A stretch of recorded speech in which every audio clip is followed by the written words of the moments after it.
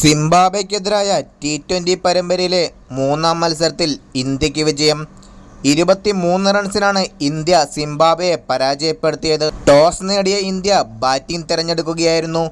നിശ്ചിത 20 ഓവറിൽ 4 വിക്കറ്റ് നഷ്ടത്തിൽ 182 റൺസാണ് ഇന്ത്യ സ്കോർ ചെയ്തത്. ഇന്ത്യക്ക് വേണ്ടി ജയ്സ്വാൾ 27 പന്തുകളിൽ 36 റൺസും ശുഭ്മാൻ ഗിൽ 49 പന്തുകളിൽ 66 റൺസും അഭിഷേക് ശർമ്മ 9 പന്തുകളിൽ 10 റൺസും ഗെയ്ക്വാദ് 28 പന്തുകളിൽ 49 റൺസും സഞ്ജു സാംസൺ 7 പന്തുകളിൽ 12 റൺസും സ്കോർ ചെയ്തു. സിംബാബ്വെ ബോളിംഗ് നിരയിൽ മുസർബാനയും സിക്കന്ദർ റാസയും 2 വിക്കറ്റുകൾ വീതം വീഴ്ത്തി. 183 റൺസ് വിജയലക്ഷ്യവുമായി ഇറങ്ങിയ സിംബാബ്വെക്ക് നിശ്ചിത 20 ഓവറിൽ 6 വിക്കറ്റ് നഷ്ടത്തിൽ 159 റൺസ് എടുക്കുവാൻ മാത്രമാണ് സാധിച്ചത്.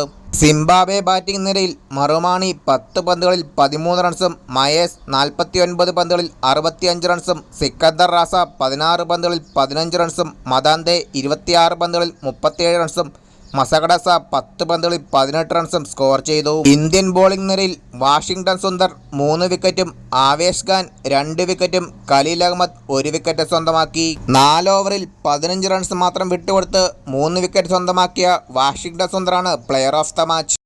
വീഡിയോ അവസാനിക്കുന്നു. കൂടുതൽ ക്രിക്കറ്റ് അപ്ഡേറ്റുകൾക്കായി ചാനൽ സബ്സ്ക്രൈബ് ചെയ്യുക.